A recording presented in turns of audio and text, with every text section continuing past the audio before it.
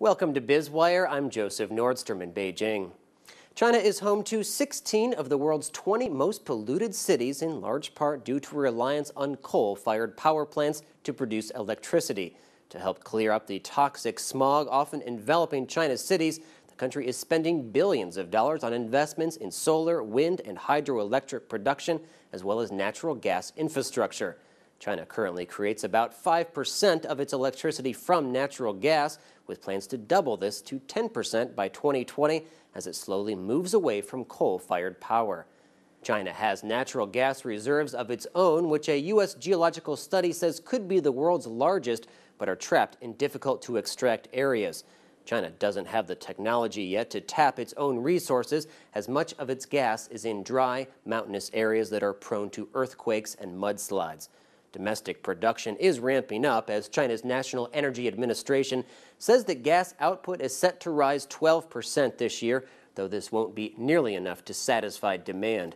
To do so, China is trying to secure energy from all directions and has built or is building pipelines into the country from Kazakhstan, Pakistan, and Myanmar, as well as building terminals to receive imports by sea from Qatar, Australia, Mozambique, and elsewhere. Imports from Russia, which shares a long border with China, are also likely to increase substantially. China and Russia have been haggling for a decade over a major deal, with negotiations held up over price that could soon go Beijing's way. As part of a 30-year package, China would help to finance and construct natural gas pipelines from Siberia to Vladivostok on Russia's east coast, with several pipelines branching out, feeding into China. Contracts may finally be signed ahead of Russian President Vladimir Putin's visit to China in May. Russia's position has weakened due to the European Union looking to diversify its sourcing of gas away from a reliance on Russia in the wake of the situation in the Ukraine and Crimea.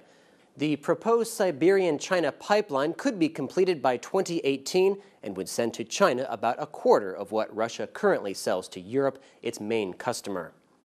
The pipeline is crucial for Russia's finances, which are reliant on energy exports. A larger focus on Asia, where much of the world's growth is coming from, makes sense, especially considering China and Japan's long-term energy needs.